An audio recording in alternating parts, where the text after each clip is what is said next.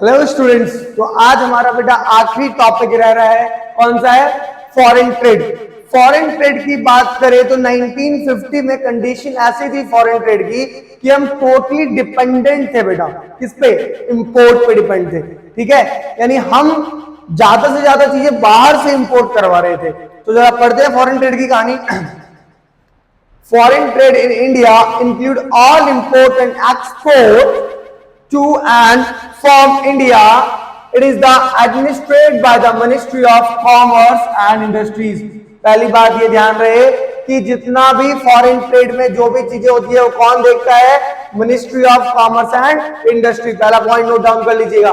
दूसरी चीज, India share in the total world trade. India का जो शेयर था टोटल वर्ल्ड ट्रेड में वो कितना था? 1.78% ओनली। कौन से ईयर की बात हो रही है? 1950 की बात हो रही है। तो क्या सर हमने इसके लिए कुछ किया? बिल्कुल किया। क्या सर इंपोर्ट होने से क्या प्रॉब्लम क्रिएट हो रही थी? बेटा जब हम चीजों को इंपोर्ट करा रहे थे ना तो हमारा बहुत ज्यादा मात्रा में फॉरेन एक्सचेंज खत्म हो रहा था। सर कैसे? देखते थे, एक एग्जांपल के थ्रू समझते हैं कि कैसे हमारा बेटा फॉरेन एक्सचेंज खत्म हो रहा था। ठीक है,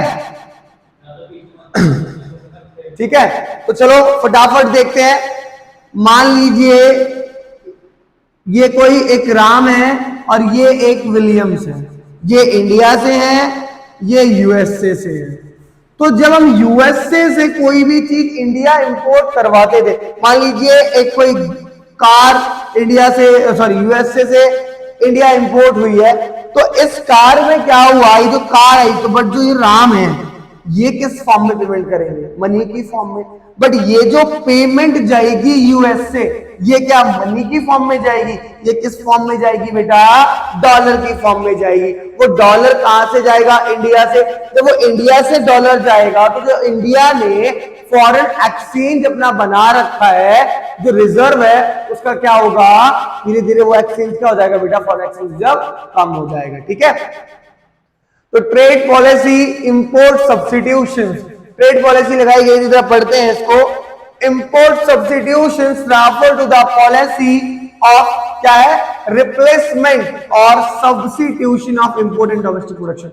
एक्चुअली उस समय ट्रेड पॉलिसी लगाई गई थी कि हम चीजें इंपोर्ट ना करवा के उसका सब्स्टिट्यूट ढूंढ के हम उसको इंडिया में ही बना लें। ठीक है, मैं किसकी बात कर रहा हूं इस समय? Trade policy import substitution.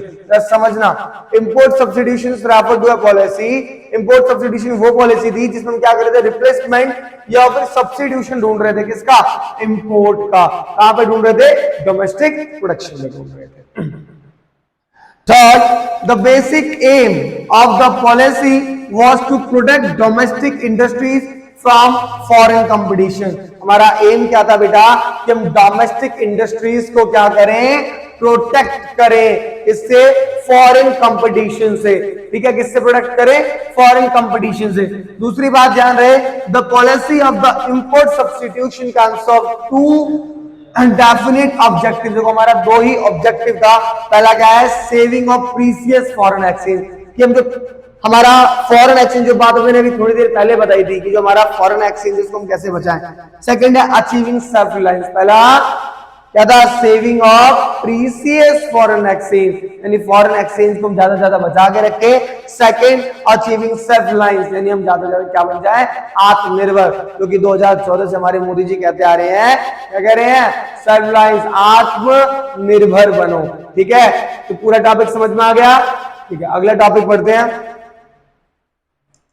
तो बेटा अब पढ़ेंगे हम कि गवर्नमेंट ने बाहर से गुड्स इंपोर्ट्स ना कराएं, इसके लिए गवर्नमेंट ने क्या कदम उठाए? बेटा गवर्नमेंट ने दो कदम उठाया, एक टैरिफ, एक कोटा। टैरिफ क्या है सर? टैरिफ का मतलब बेटा गवर्नमेंट ने ना, tariff refers to tax levied on the import goods. The basic aim for imposing heavy duty on import goods was to make them more expensive and discourage their use.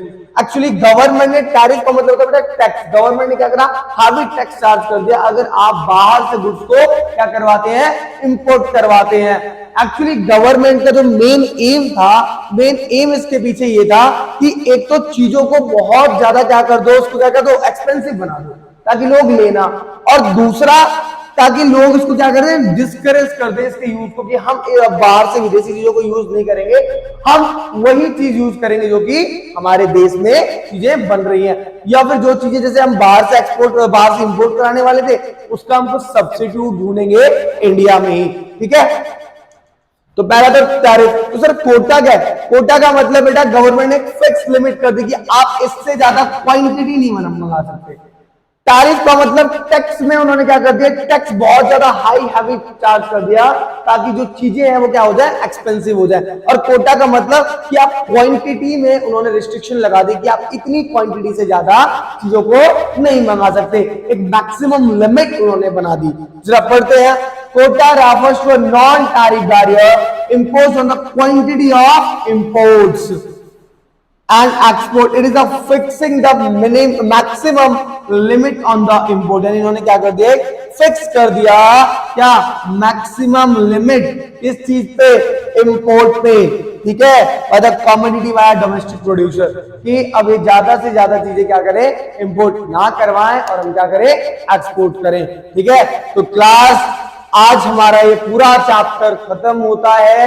ठीक है, notes आप बना लेना, notes आप बना लीजिए, इसकी photo की स्क्रीनशॉट ले लीजिए, और अगर इस चैप्टर में आपको कुछ भी प्रॉब्लम आई हो तो आप कमेंट करके जरूर बताएं। ठीक है, और अगर वीडियो अच्छी लगी हो तो बेटा सब्सक्राइब जरूर करें और बेल आइकन दबा दें ताकि आपको नेक्स्ट वीडियो मिल जाए। Thank you class.